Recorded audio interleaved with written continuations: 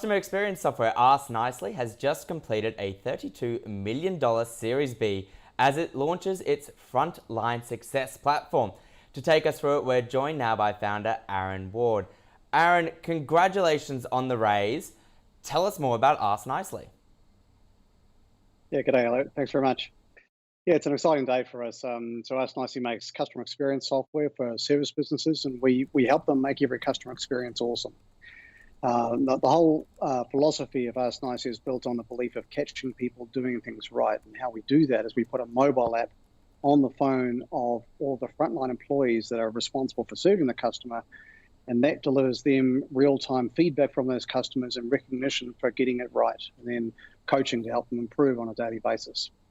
Maybe an analog for this, if you think about Uber, which is, from my perspective, one of the ultimate people-powered businesses. You've got 4 million people dotted all around the planet, delivering 5-star experiences to every passenger. And Uber manages to do that without any sense of traditional supervision or management. They do it with the mobile app that sits on the phone for all the drivers. So AskNicely is essentially a version of that platform for any service business around the world. So this is intended sort of for the services business to help them bring, I guess, what the head office certainly wants them to bring to their everyday communications with the consumer.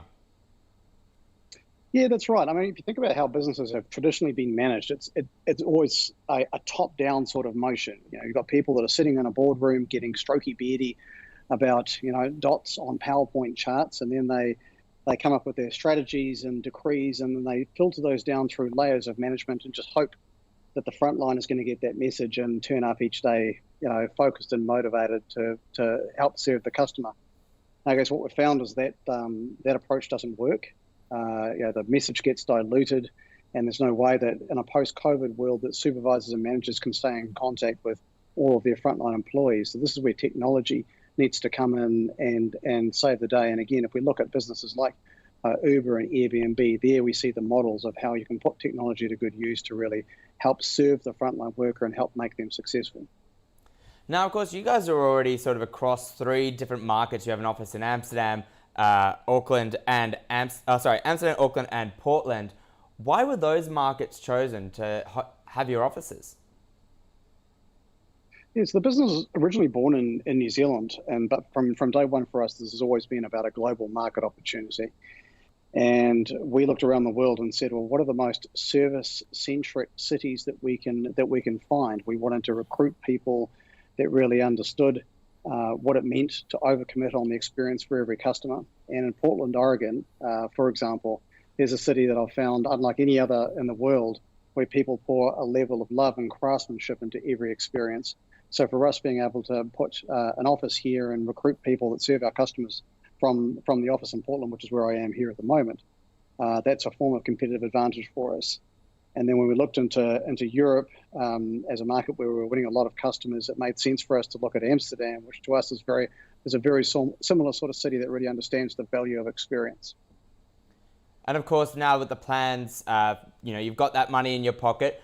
What are the plans? I believe doubling headcount in those offices is part of that as well. Well, I wish it was in my pocket, but no, this is here to help us grow a market and really fix frontline work. That's the mission that we're on here. We think that frontline workers have had a raw deal. They've been underserved, underappreciated, underpaid, and frankly, from our perspective, that's sort of outrageous. So we want to really help spearhead a movement to change what it means for frontline work. And so we're doing that, obviously, one with technology and creating go-to-market teams in all the major markets around the world. But also it's going to be about creating a movement and linking arms with other businesses that are similarly motivated to fix this for frontline workers.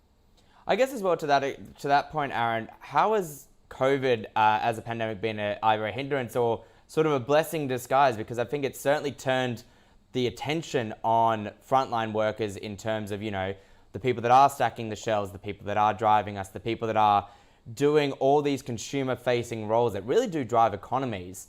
It's shone a light on them. So has it been able to help in a way? You put that really well. I think when COVID hit, as a business, it's focused on the service sector.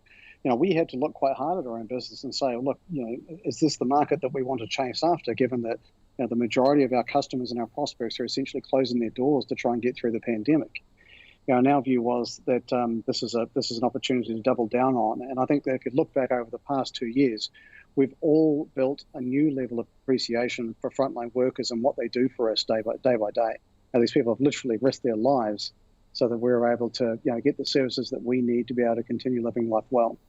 And I think that now that people understand the importance of a frontline worker, understand the impact that they have on customer experience and on business success, I think businesses today are learning the challenge that they have around really making frontline work awesome, so that people want to come into those roles, want to stay in those roles, build mastery, and really help businesses be successful.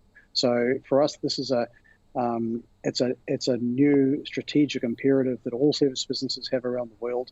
And if you want to thrive as a service business, you've really got to invest in your frontline workers. Well, Aaron from AskNicely, thank you so much. Congratulations again on the raise, and I'm sure we'll catch up with you as you continue to expand. Thanks, Elliot.